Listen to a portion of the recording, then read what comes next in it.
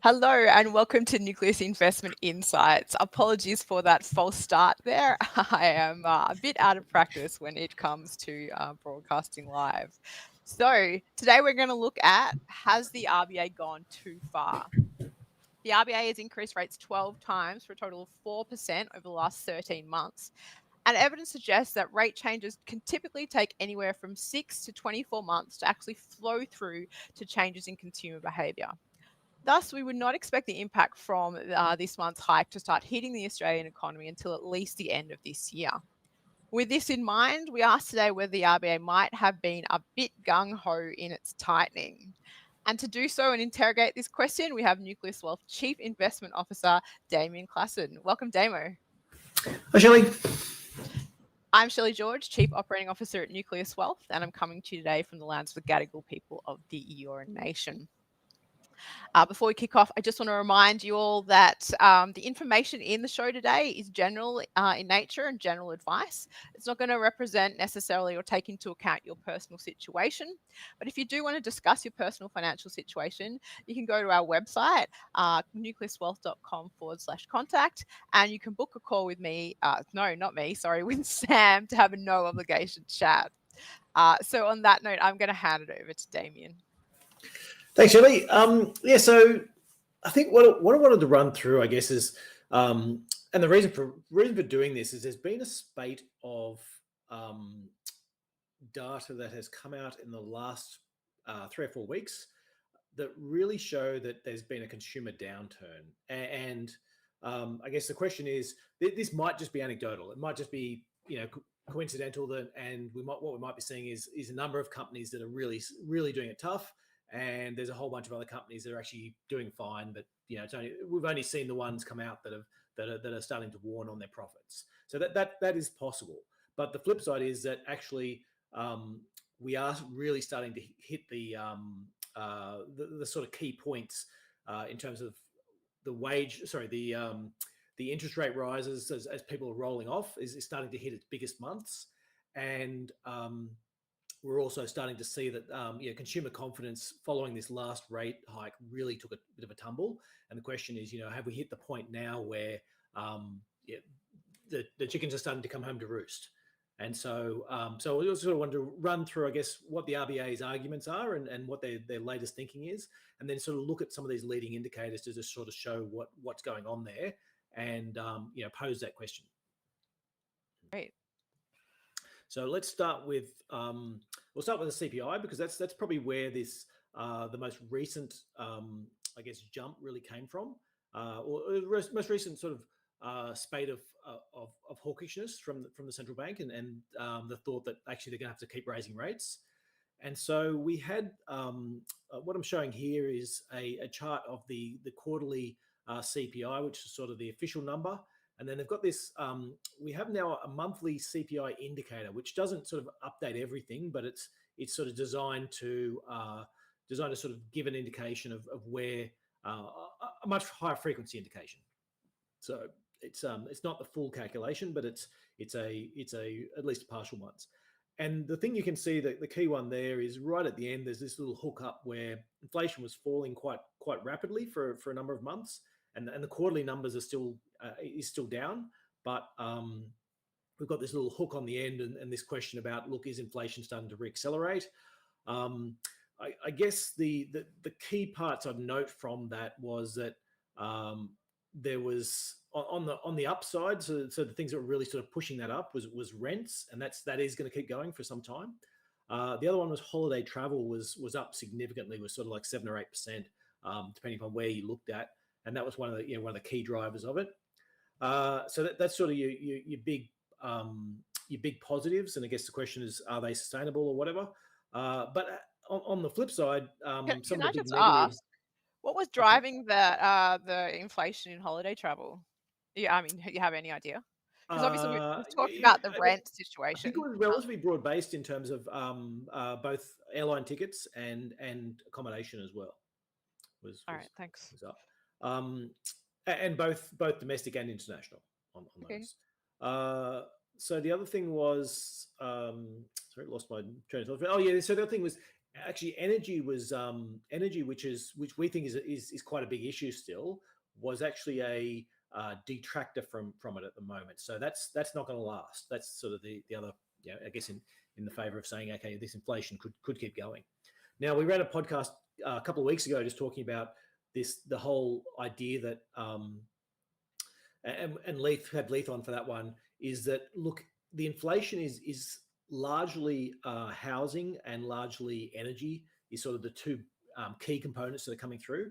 And they're the two that the RBA really doesn't have a lot of control over with interest rates. And a lot of that housing is from rents, and a lot of the rents are from this record level of immigration that we're running.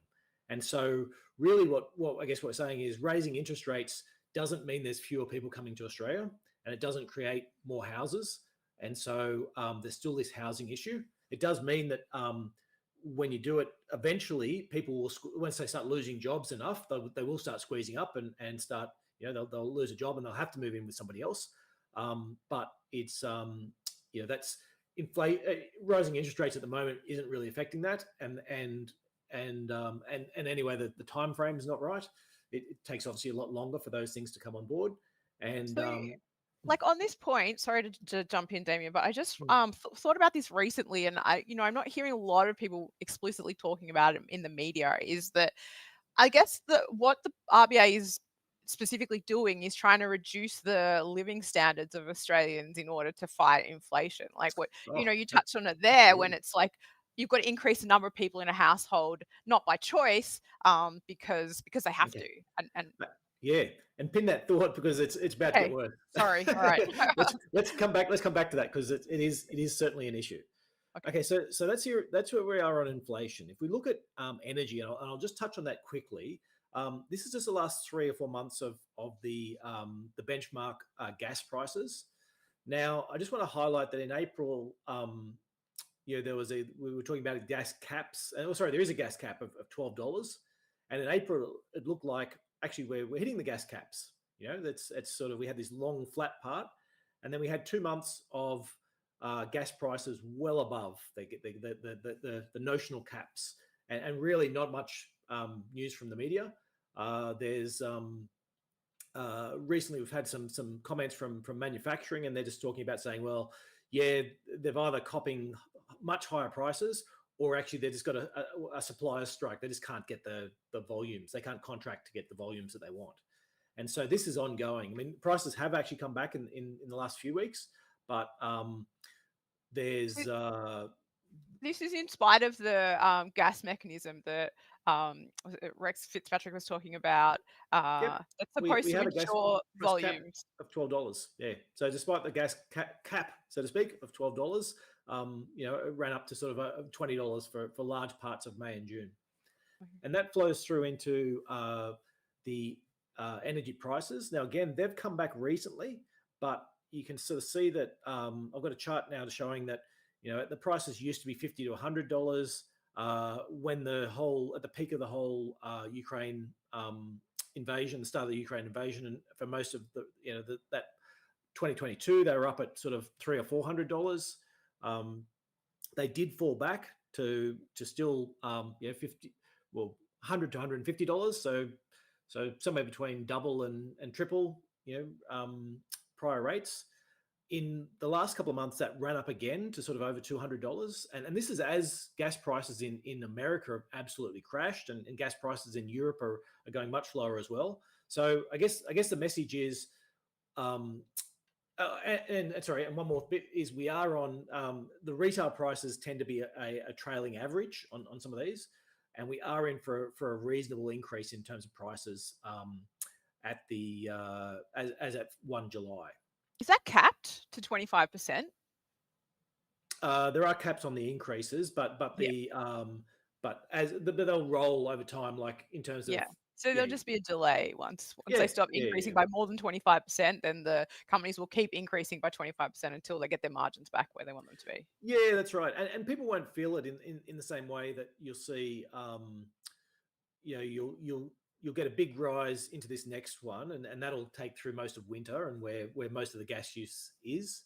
And then you'll be into spring where gas use will be a lot lower. And so, you may not see the bills. I guess what I'm saying in terms of the bills, they're not going to come as a steady rise because of the seasonal parts, where you'll have these sudden big jumps in winter, and then it'll be back down in spring and summer, and then back up again in next winter. So, okay, sure. And why are gas prices falling in Europe? So that there's a whole bunch of reasons. A lot of it's just the increased LNG. So they've got a lot more supply coming in from the Okay. US. They've got their a lot of France took a lot of its nuclear reactors offline, and they're coming back on now. Okay. It was a warm winter, and so they filled up all their storages. So storages are all pretty full. There's been a Okay. huge explosion in renewable energy.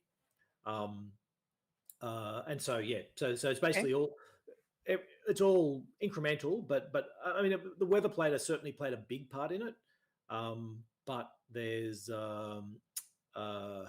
it was actually there's a whole nother story in that. I can spend another No, hour. I won't. Go too much into You're detail. distracted. Yeah. No. But I guess what I'm saying is there's energy prices are making a big difference to inflation, and they're really not in the RBA's control. So you would have to cause given we're exposed to global prices, and probably more importantly, we're exposed to a local cartel who's effectively doing prices, on the basis of getting away with whatever they can charge. And so I think there's an issue there for people insofar as that's not something that's is going to be influenced by interest rates in a particular way. Yep. The next thing is that the RBA has been quite firm in its messaging about saying they really want to keep wages under control. And I've got some of the RBA charts up, and for anyone sort of listening in, the key part is this wage price index, which is the key measure really. That was sort of for 2003 to 2008, ran at about 4%ish, and then it spent a decade of sort of 2% wage prices, and the RBA talking about how they were going to try and get it up for that whole time, and how they kept on forecasting it was going to come back, but it never did. Now we've got this quite sharp line coming up, running up from 1% growth in 2020 up to we're closing in on 4%. We're not there yet, but we're getting close to that 4% level. Now, inflation's running at sort of 7%, so or higher, depending upon what measure you want to take. So real wage growth is negative, and I guess the point, the RBA is making a lot of notes about saying, look, we really want to make sure wages don't get out of the way. We really want to make sure wages don't get out of control, because that's going to keep that's going to start this spiral, and that's going to make sure that inflation stays there. So they need to stay up on top of wages, and getting back to what you're talking about, Shelley, they need to get unemployment up, and so unemployment goes up, more people move into houses with each other, that brings rents down, it's stops wages getting out of control. So that's from a purely I don't know, mercantile point of view, or purely central banker point of view, that sort of makes some sense. The issue, though, I have, or there's a number of big issues with this, is firstly, I've got another chart up that I just wanted to show, which is showing productivity growth over long periods of time of Australia and the US. And productivity growth is very hard to measure, and it's very inexact science in terms of how to measure it. But looking over that, it's pretty clear productivity growth ends up at somewhere between 1% and 2% over the longer term. If you call it 1.5%, and a lot of that flows, most of that flows through into wages. So we have an RBA which is targeting inflation of somewhere between 2 and 3%, and they're targeting that inflation of between 2 and 3%, and we're expecting a productivity growth of somewhere between 1 and 2%. So even at the bottom end of that range, theoretically, we should be perfectly happy with wage growth of 4%. Like that's that gives us 2.5% of inflation and another 1.5% of productivity growth, and there's our that's our circular economy keeps on going up. So we're really jumping at we're really trying to get on top of these wages that actually haven't been that particularly high. It's certainly relative to history, and we're trying to forward run that wages. And the RBA literally spent a decade of forecasting that wages were going to rise when they didn't. What they're forecasting now is that it'll hit 4% and then start to fade off in terms of that wage price index. They have even in their own forecasts, they're expecting real wages to basically go nowhere for the next 3 or 4 years. So I've got a chart just showing up the wage price index, how from 2013 to 2022, it's sort of gone backwards in terms of earnings. So in the last decade, earnings are lower now in real terms than what they were a decade ago. And the line of growth they've got on there showing is that they'll still be lower than a decade ago in another 3 or 4 years under the current expectations. So I guess coming back to your point, Shelley, is that look, the RBA is saying to Australian workers, sorry guys, you're gonna have to cop this one. This is so depressing. I feel like I've had a number of conversations with you and Leith over the last month, and they are all really depressing in terms of the standard of living we're experiencing in Australia and the direction that it's going. Yeah, but that's what and I think there's talking as an investor in this market, and someone has to make asset allocation decisions about what to buy and what to sell. There's two parts to it. One is what should we be doing, and the second part is what is going to happen. And in terms of what is the RBA trying to do? And in their own forecast, what they are trying to do is give us zero wage growth, or give us maintain wages at lower than what they were a decade ago. There's and just for illustrative purposes, this is from a couple of years ago, so it's still it doesn't have the most recent stuff in there, but it's just a chart showing the wage price index forecasts that the RBA made over that entire decade, where they just kept on assuming it was going to come back to normal and rise, and it just never did. So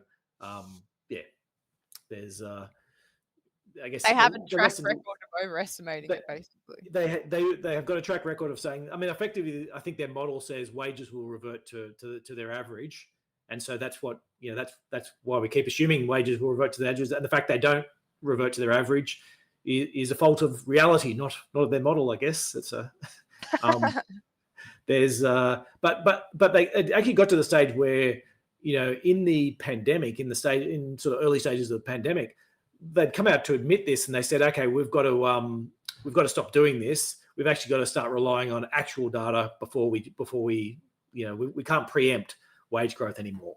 And that was made at a similar time to when they made the no rate rises for the next 3 years, go out and get a mortgage everyone comments. And then similarly to that, they've decided, actually, no, you know what, we will start trying to forecast wage inflation again and assume that it's going to be high. So that's the wages. The other thing to note. Can I ask you a question on wages? Oh, you're still going. Are you still going? Yeah, still going on wages. So the OECD came out with a chart just sort of breaking up wages into its component parts. Breaking up inflation as component parts, and just talking about how the unit labour costs is actually a lot less than the unit profits. So effectively, what we've the greedflation story we've been talking about for a number of weeks number of months is that the OECD, when they do the analysis, basically says, okay, where's the inflation coming from? And the green line on this chart basically says it's coming from companies with higher profits, and a very small part of it's coming from labour costs increasing. Interesting. And that gives us, real average compensation per hour is back to 2012 levels. If you look at that same graph broken up between, where's CPI and what have unit profit costs done, and what have unit labour costs done, you can see that profits have done really well and labour has done really badly. So So we're raising interest rates into this environment. So what does that mean? How are we going to get inflation down if we're there's two possibilities. One is that their goal is genuinely to let profits be much higher than CPI, and to let unit labour costs, which are already running below inflation, to let them bear all the cost of adjustment. Or the flip side is, maybe it's actually profits that are going to cop it.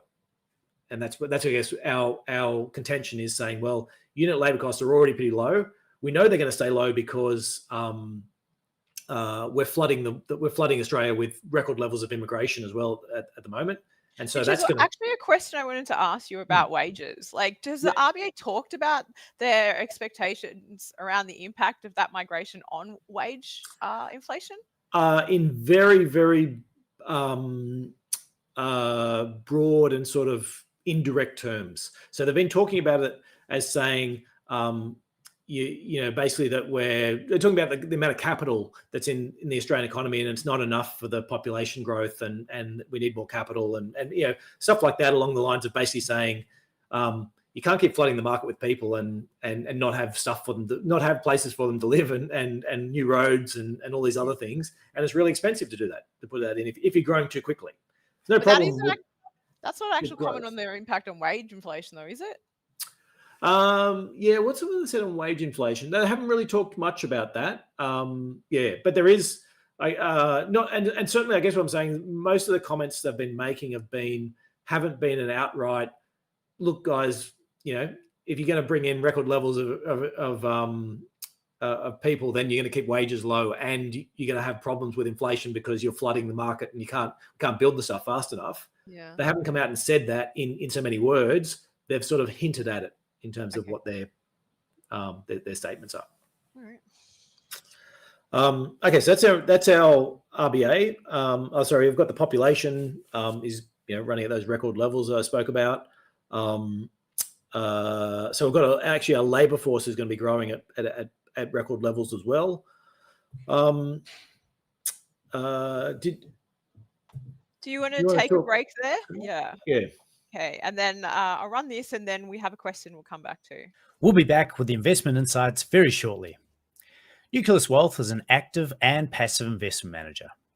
If you like what you're hearing and want some help with your investing, we can do it for you via our active portfolios. Our tactical and core portfolios use the insights shared in this podcast to construct and manage your investment. We blend tactical portfolios to offer our combinations of international shares, Australian shares, government bonds, and cash. We vary the asset allocation with the goal of protecting your capital in times of market uncertainty. We also have active international and Australian share portfolios. These are chosen using our quality and value investment philosophy. You can find out more at nucleuswealth.com. Now back to the show. All right. So, which Australian companies will benefit from the gas price increase in July and afterwards, do you think, Damien? Right. I mean, Santos is one of them. Having said that, don't they get this is a small part. This is a small part. So it's the exporters. Your three big exporters. Your ConocoPhillips, Shell, and Santos are your biggest ones from Gladstone. Having said that, so it's mainly international companies, and the domestic market is a pretty small, like I think it's less than 10% of their overall market. So I guess in a big picture sense, this is a lot worse for Australia and Australian manufacturers than what it is good for the people on the other side of it, which are mostly international conglomerates. Yeah. Right. So when the price rises come in, then the producers will get more for their domestic supply. Oh, actually, sorry. Is that right? Because I thought that it was the retailers that then. Yeah. Sorry. You're right. I'm talking about will they be able to charge higher amounts? Yeah. That's your gas exporters. Yeah. So your retailers. So your big retailers, Origin, AGL, other types of companies that will benefit. Having said that, there is a lot of moving parts within a lot of these. A lot of them are quite vertically integrated, and so there will be parts where they're losing as well as parts where they're making, and so so it's not as direct. And there have been there is state by state, there's subsidies at various state levels as well. So in some cases they're actually making the money. They make a lot of the money now. It might just be the states not subsidising as much as what they were. So there are. It's mixed. It's mixed. So, yeah, Great, fantastic. All right, where's it now? So where's it now? So we've got the RBA out there saying we can't let wage growth get out of control, and we need to stay on top of it. Now, in the thing I wanted to come back to is where I started at the start is what have been the couple of things that have come out in the last couple of weeks that are really suggesting that there's something has changed. So I just want to run through some of the key leading indicators. The Westpac Melbourne Institute is probably one of the bigger ones. Look, it's been negative for a little while now. It's not, it's down a little bit over the last few weeks, but it's not terribly down. So and they do run like this is a longer term averaged one. So maybe there's been a worsening that will only take a little while to show up in terms of that. But if we look more at all right, here we go. Business conditions is another, the forward orders that have come out. So that's now sort of plummeted from quite high levels a few months ago to now gone negative, and as low as at levels where you'd suggest there's a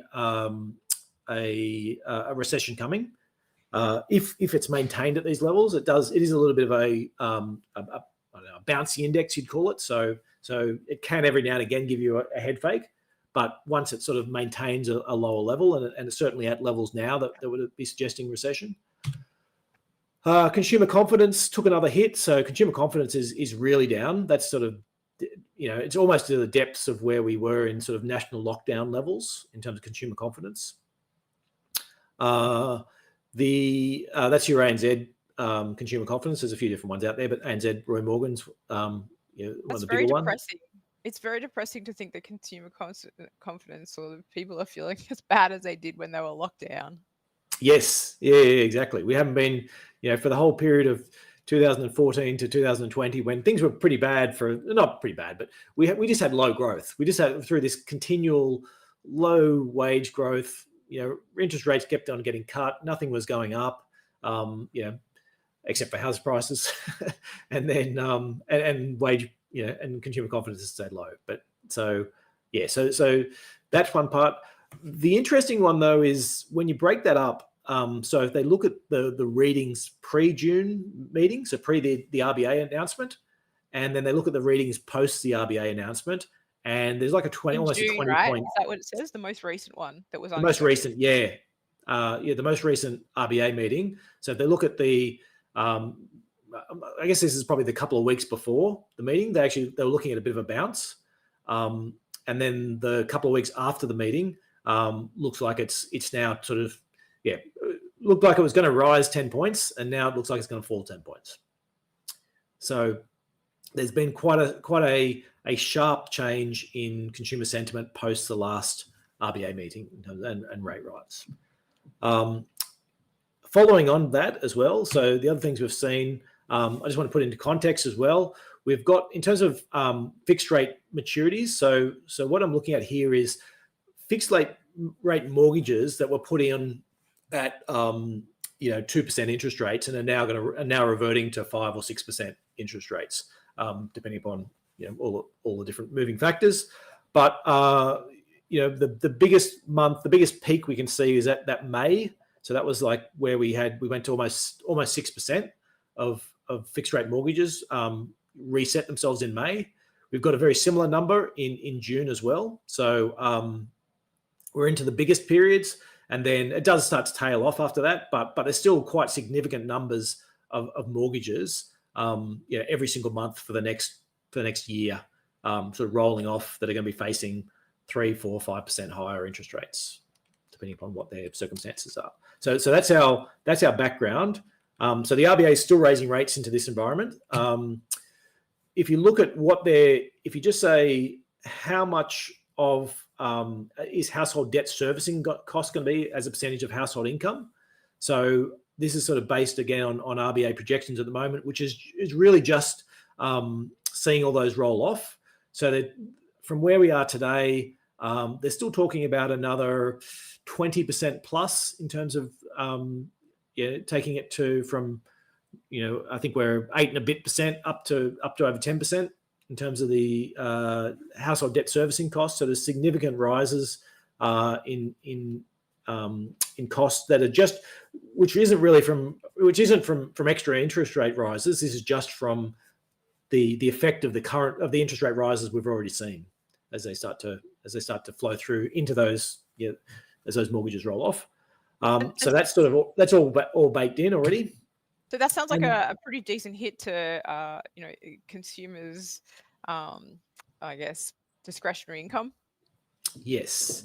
Do we have a view on how much energy would be hit? The increase in energy prices would be hitting it. Oh, okay. Yeah. So that will.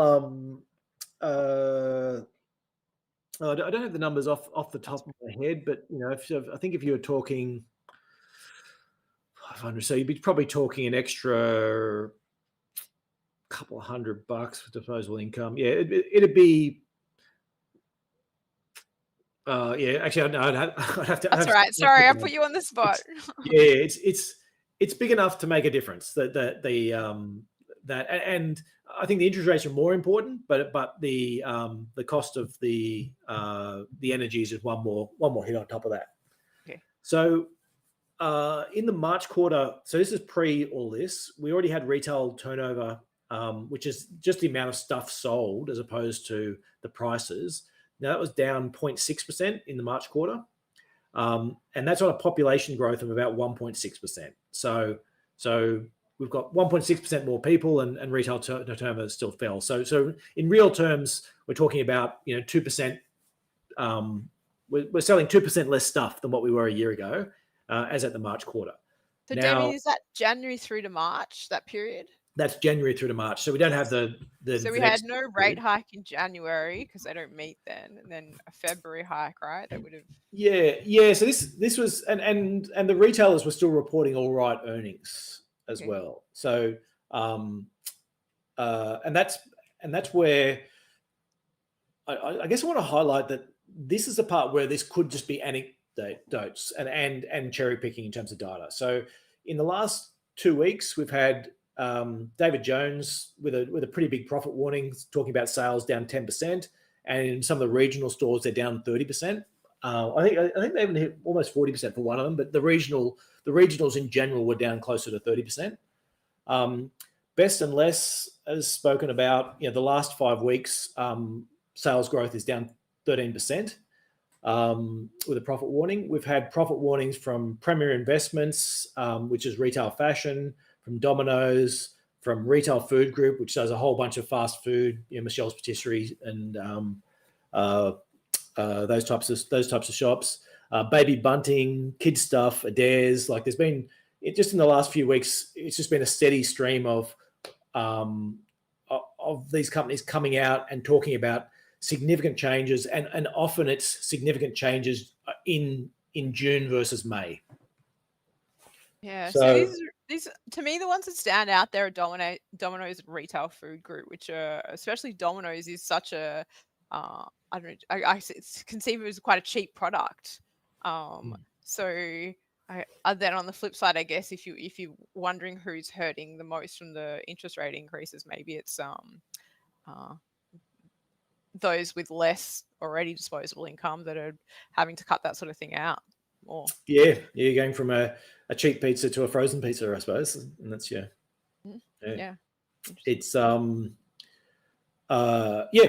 look, it is hard to I don't want to overread this and say this is these are they're all. It's all hard data. The crash has begun and everything's all about to fall apart. but there's enough sort of going on at the moment in terms of particularly the retail side and a number of the consumer confidence type statistics that you need to be at least aware this is going on, and if you want to invest in the face of this and use this as an opportunity, then you need to be confident that this is just anecdotes and a few companies that are potentially losing market share, as opposed to a broad-based, the start of a pretty broad-based retail slowdown. And I guess it's the point about at some point as the RBA keeps tightening the screws, eventually consumers go, that's it, and you get a virtuous, you get a cycle in the other direction where people stop spending money, which means then the shop owners make less, and so they stop spending as much money, which then means other people then stop, and they start laying people off, and you get that whole downward cycle, which can spiral quite quickly or snowball quite quickly. A non-virtuous cycle. Yeah, that's right. Death spiral. But yeah, look, the RBA can change. Like it's not any of this stuff is reflexive in terms of it being these things happen. If the RBA turned around and all of a sudden said, hey, we've changed our mind, now we're cutting interest rates, and Albo steps in and goes, hey, everyone, here's a whole bunch of extra free money, then you can turn these things around really quickly. But the flip side is, in terms of job hiring? Well, if it's early in the piece, once it starts to snowball on the way down, that's where it starts to become too hard to turn around, and you start getting significant redundancies and significant companies going out of business and that type of thing. That they take a long time, and you can, So while you're sort of, it's a little bit off course, it's easier to nudge it back on. But if it gets too far off course, then it's like, okay, now it's going to be really tough to turn around. And I guess where I'm coming from is, look, we've already baked in, like we already know we're going to add all this extra spending, all this extra interest payments on to people as their mortgages roll off. We already know we've still got the impact of all the interest rate rises that you've put through just over the past year. I mean, they talk about interest rates taking 6 to 18 months to come through. So the very first interest rate raise they did over a year ago still hasn't really had its full impact. So and if it is true that they do break something, then given the lags work just as long in the other direction, and the RBA is unlikely to flip on a dime. Like they are more likely to spend a few months sort of going, is this true? Is it right? Is there something in the data that's not wrong? Let's start softening people up for changing it. So there's that point.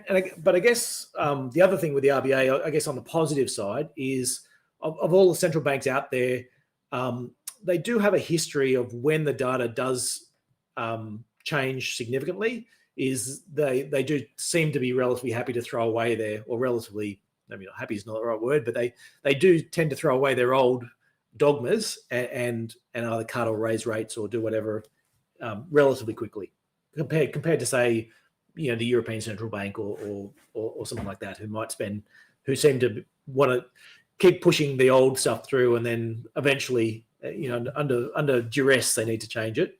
Whereas the RBA does seem to, in the history, have a history of changing. As we've seen the bad side of that in Lowe's comments. Interest rates are going to be low for 3 years. Go out and get yourself a mortgage, and then inflation's up and changing his mind. So we've seen the negative side of that, and hopefully we'll see the positive side of that as well if things do change and we start seeing quite sharp rises. Although I do wonder with the RBA and with Lowe whether there's like a bias or an inflation fear that might mean that that's not symmetrical. Like they're more likely to react quickly to concerns of inflation than the other way around. But there's no evidence to suggest that. It's just a feeling that I get. Yeah, I think you have to. I have said this before, which some people don't agree with, but if you're, my take is if I want to fight fires, I'll join I've joined the fire department, and my key thing is I want to put fires out. Maybe there's a few people in there want to light them as well, but generally speaking, I want to put fires out. And I think it's similar with central bankers. Is that I'm concerned about inflation, and I'm here to fight inflation, and so I'm here to if I see inflation, I've got to stamp on it. And so and I think there is certainly an element within central banking that quite reveres Paul Volcker and looks upon him very much as somebody who is the hero of the generation. Inflation was there, and he was the one conquered it, and now he's forever immortalized. And so, if you're a central banker, did conquer it. It almost went away. Exactly. But so, if you're a central banker and you'd like to make a name for yourself, would you like to make a name for yourself as the one who let inflation get out of control, or would you like to be the one who made a name for themselves conquering inflation? And I think for most central bankers, it's the latter. So you're probably right. There is a predisposition, and certainly the RBA has shown, in the past, is that they're much more worried about wage growth that they're forecasting. They're more worried about that wage growth that hasn't actually happened yet, but they think will happen. They're worried about it enough to keep rates higher than what they need. And also, they were very stubbornly the last ones or very late ones to come to the party on some of the newer measures that central banks developed post the GFC. I think, to me, that's another point that I don't know how agile. I don't know if I believe they're as agile as you think they are, but I definitely would defer to you as being the expert. I think I'm talking in relative terms. They're not as agile as investment managers would like them to be, or consumers. But in terms of if you're picking a central bank, if you said, look, would you prefer to have the European Central Bank managing your economy as you go into a downturn, where they're worried about inflation, or would you prefer to have the RBA? I'll defer to the RBA on that case. Sure. But it's not a. It's a spectrum. It's not going to be fast. It's not going to be fast. Yeah. It's unlikely to be fast unless there's disaster. Okay. Fast turnaround. Right. We have some questions, quite a few of them. Do you want to jump into those? Yeah. Yep. All right. Thanks, Harold, for this one. Do you watch the Aussie government yield curve as an indicator? The 1 year, 2 year inverted in December last year. Now the big one, the 2 year, 10 year has inverted. First time since before the GFC. Yeah, look, I do. It's it's certainly of interest. I think there's an element that shows you what the bond investors are expecting, and that's largely what you get from from the bond curves. And bond investors do tend to have a more negative outlook. I guess bond investors spend their whole life thinking about what can go wrong. Equity investors tend to go the other way. They tend to spend their whole life thinking about what can go right. And so the bond investors tend to have a better record in terms of economics, but not to say they don't get it wrong from time to time. And it's usually on the case of being too bearish at the wrong points of the cycle. I do think the bond yield curve is signaling recession, and whether it's I think certainly on a per capita basis we'll get there. The question is, because you're growing population so quickly, maybe technically we'll manage to avoid it, but that's a happenstance of saying, well, if I bring in more and more people, I'm going to make the jobs outcome worse, and everyone's on a per person basis, it's going to be a lot worse, but maybe I'll manage to avoid a recession, which is effectively what Kevin Rudd did during the financial crisis, and everyone talks about what a great outcome that was, and without sort of overlaying. And I don't want to downplay it. They did do a good job of spending and everything, but the whole part they managed to avert recession just because they brought a lot of people in, which so. But did people notice the reduction in living standards during that period? I mean, I certainly didn't feel it, anything like what I'm seeing now, which is where I think the government is in real trouble. People care a lot more about how they feel about things than what the economic metrics are saying. Yeah, well, the good thing with a lot of these, with real wage price declines from a government point of view, is that they happen really slowly, and it just ekes out. You just get worse time. year after year Yeah, after but year.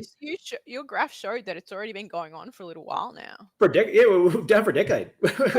Sorry, not a little while, a while. No, but well, yeah, but I could go back to the there's some of the ones in the US where it's been happening for 4 or 5 decades.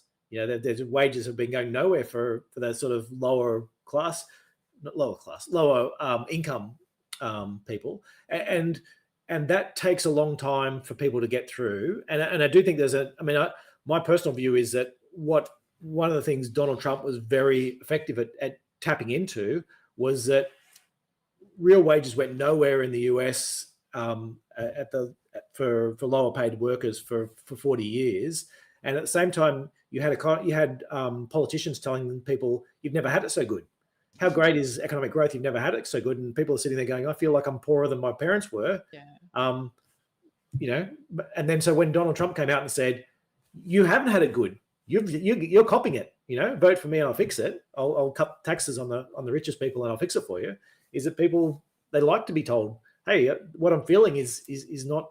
Yeah. There's some truth to it, and so that's where within Australia, I think there's still an element of, hey, we've managed to avoid recession. We're managed to, and particularly in this case, if we get through the part where we're like, oh no, we've managed to avoid recession, people won't notice as much, but there will be a growing resentment and a growing feeling of, just a minute, how come parents or grandparents could buy a house in a suburb, as a school teacher or as a fireman or a nurse, and afford a good sized house and get a holiday home and a car and all this type of stuff and manage to live their life. And then looking at people now who are like, I need to save for 15 years if I'm saving half my income for 15 years, maybe I can afford to buy something. That's just a deposit, right? Yeah, that's right. So yeah, I do think there's an element of that, but and where does that come? What does that lead to? Because so there's a social thing. What does it mean for investment side? Is a bigger issue. Is these retailers that I've been talking about, they're the ones you need to be careful of now at this point in the cycle in terms of saying, do I go out and buy a $600 stroller, or do I try and get a secondhand one, or a hand-me-down from somewhere else? Do I go out and buy a new couch, or do I try and go to Facebook Marketplace and buy a secondhand one?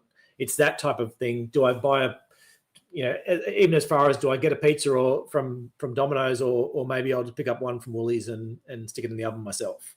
It's that part about where are the ones that are the more discretionary spending that can be hit harder, and where can you get into where can you look for steadier companies that people have to keep spending money on. Yeah. All right.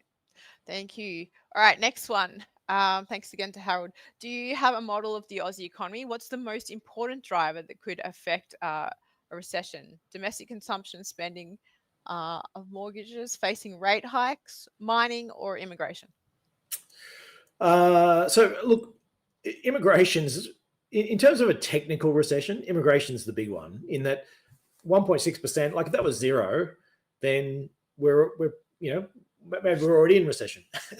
Well, we're already one negative quarter of per capita GDP, aren't we? Yeah, that's right. So on a per capita basis, yeah, we're into recession. So technically that one, but I guess no, it means it needs two, doesn't it? Need two consecutive. Two, yeah, but I guess that's got its own influences in terms of holding wages down as well, and in terms of, if you flood the market with more people, then you get a lot more workers, so companies can hold wages down, and that can be more profitable for companies. So this is why I've been running this model for the last dozen years or so, is because one, it's helpful for governments to be able to say, we've got economic growth, even though per capita economic growth might not be very good.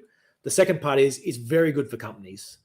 If I'm Coles or Woolworths or Harvey Norman or whatever, I've already got all my best sites and I'm in good places. If I'm jam packing more people all around that, then that's just more customers for me. So I can then, with the same stores, sell more stuff. It's an element of that.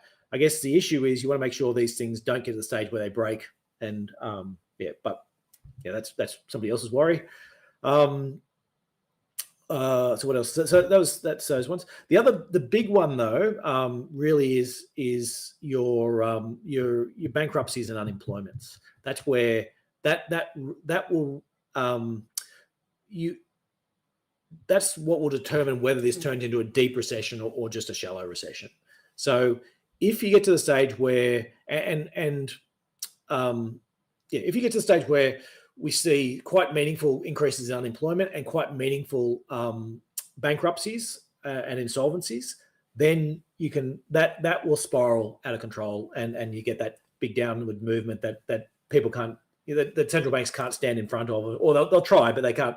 It'll take a while for it to get to the bottom, and people forced selling of houses because they've lost their jobs and they can't afford the mortgages, and that, which can quite, that can be the quite damaging recessions. And so where are insolvencies and everything at the moment is they were at these record low levels, and they're sort of passing through the average level at the moment at a really steep, pandemic, we took off all these things so you couldn't go broke, and you didn't have to pay your bills. So they all dropped really, really low. We've taken that off in sort of the last 9 months, and the tax office in particular is out finally starting to chase people up on what they owe. And so that line's gone vertical, and it's just passed through average. If it keeps going up, who knows how high it goes. But that's the key, one of the key ones I'm really watching in terms of my economic model as to where it goes. And again, I guess in terms of having economic models as well, it's important to know that there's so many little assumptions you make in these things. You can just, if you tweak everything up a little bit, each individual assumption seems fine, but the overall outcome comes out much, much better. And the same on the downside, you tweak everything down a little bit. So that can sort of factor into it. But the other bigger factor for me is that a lot of this just isn't linear, and there are breaking points, so you just don't know where the breaking points are. They happen at different points in the cycle, in different points in different cycles. And so and external shocks that can pop in at various times. So I guess the modeling side, it's good to have models, and it's important to look at them and see what the effects are going to be. But we use that as a scenario analysis and the sort of what ifs and how do we use that to work out which companies in particular are going to benefit from various parts, as opposed to saying, I've plugged plugged in 600 different forecasts, and so therefore GDP growth is going to be whatever it's going to be. All right. So if you had to answer just one thing as to what the most important driver was that could affect recession, would it be that one, bankruptcies and unemployment? Bankruptcies is the important one in terms of saying, will this get out of control or not? Okay. Yeah. All right. That's the one I should be. Yeah. So if you're worried about a deep recession versus a mild recession, that's your key indicator, because a mild recession, is a great buying opportunity for stocks. Stocks tip off a little bit, earnings come down, and and it's a mild recession, and off you go into the next one. The deep recessions can take a number of years to get out, and companies go broke, and it can have much longer lasting effects. Okay, that's great. Thank you. I will note that there's a comment that corrected me on Domino's pizza's not being cheap anymore. That's fair. I wouldn't know. So thanks for sharing that. And the last question. They're cheap relative to eating out of at most. Yeah, eating out of the place. But yes. Yes. Hi, Damian. Do you have an opinion on the likelihood of when? If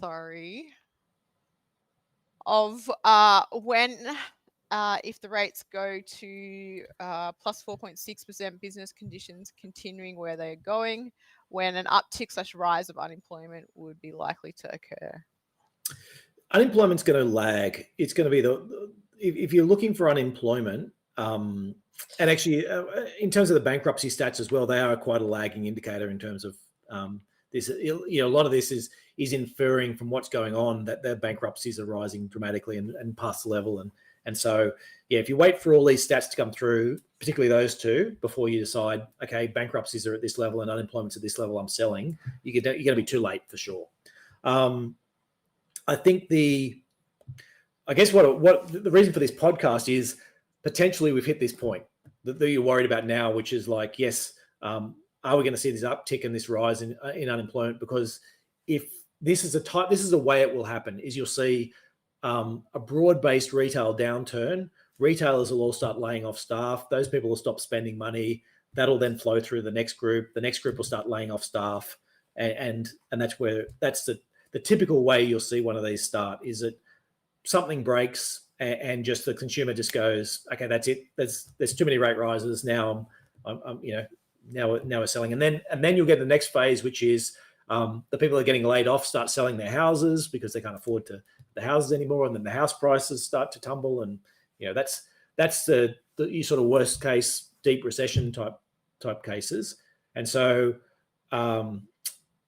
you keep an eye out for these, but and I just want to highlight again, this can just be anecdotal. Sometimes these things happen. You just get a spate of, here's a few companies with profit warnings, and sometimes the companies coming out they're just badly run companies, and they're losing market share, and they're having profit warnings, but there's I don't know, take Baby Bunting for example. There might be 4 other baby clothes and shops out there that are actually doing fine, and just Baby Bunting's all of a sudden its latest range isn't matching, and so it is important to not to overplay this, but keep an eye, because it does look as if this is the start of something that could be quite significant. All right, thank you. Do you have more of the presentation that you want to go through? No. I think all right, so why don't we take a break and then we can come back to your investment view. Sure. Cool. We'll be back again shortly. If you like what you're hearing but want a low-cost passive option, Nucleus Wealth is the first to offer passive direct indexing in Australia. The first generation of passive investing was index funds. The next gen was ETFs. Now direct indexing is here with significantly more customization and control. The benefit of direct indexing is you can add or subtract investment themes, and we have almost 100 different options to choose from.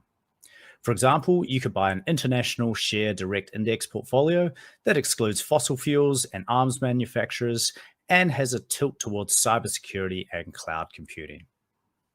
Alternatively, you could buy a portfolio with no screens and an extra exposure to nuclear power and defense contractors. You can find out more at nucleuswealth.com. Now back to the show. All right, we're back. Right. Now, the interesting part, so I've obviously spoken about where potential problems are for the Australian economy. The interesting thing for the Australian stock market versus the rest of the world is 3 or 4 months ago, maybe not even 3 or 4, maybe it's only as little as 2 or 3 months ago, the Australian stock market was basically as expensive as it's almost ever been relative to the rest of the world. So trading on its sort of 90th plus percentile, might even hit the 95th percentile at one stage. And so when you compared, when I talk about this, I'm talking about comparing X banks and resources compared to X banks and resources internationally. And then I sort of look at banks versus international banks and resources versus international. Banks are still there. Banks are still like at their 90 something plus percentile versus international banks. Now, some of that's because international banks have actually copped it a fair bit, and particularly some of the US regionals fell a lot. So, but Aussie banks are really expensive relative to the world. If you look at Aussie stocks, we're actually back to average now. So we've gone from being really expensive relative to world back to average on the back of the rest of the world having a pretty good run up in prices. And so now and a lot of that sort of AI-based sort of move, whereas the Australian stock market hasn't moved anywhere near as much as what we've seen offshore. So in terms of versus the rest of the world, it's about average, in Australia. In terms of overall pricing, though, it's overall pricing for both Australia and the world is really expensive. So we've basically been where we are twice in terms of valuations. Once in the tech boom and once in the post-pandemic. And in both those cases, there was, the post-pandemic was on the back of depressed earnings and the idea that earnings were going to recover. So there was a growth story to both those, that you're looking at your earnings or your cash flows and comparing that to the price, and you're saying, I think this is, might be expensive, but I think these earnings or this cash is going to grow. I struggle to find that argument in current circumstances, where we've got pretty close to record profit margins. We showed how companies are actually doing really well out of the whole inflation. So effectively, what we've got is central banks raising interest rates, trying to get company profits down in a way. That's their, if they're going to crush inflation, then they're going to have to crush this profit growth. So I guess where I'm getting to with that is, I'm struggling to see why, in general, I would wanting to pay sort of top dollar at the moment for stocks.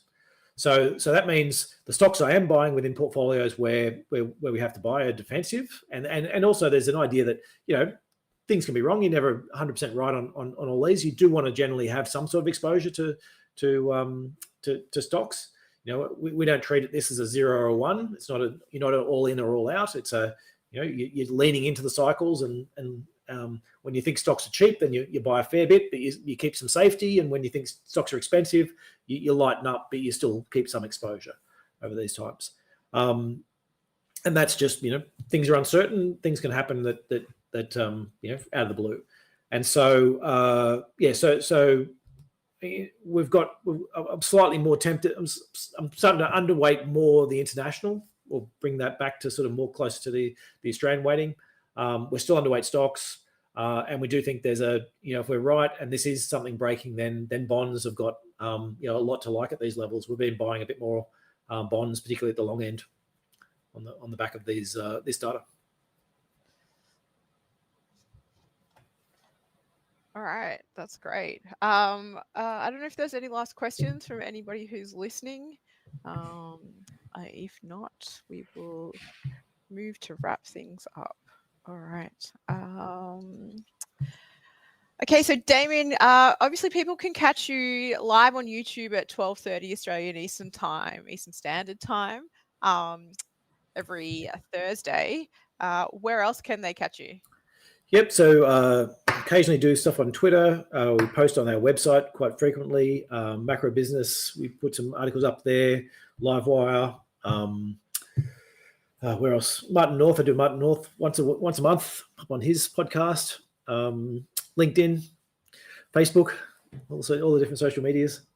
All right, I can follow you everywhere almost.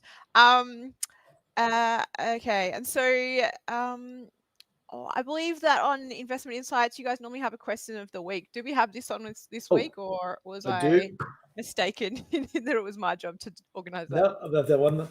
The question of the week is, has something actually broken, or is it just anecdotal?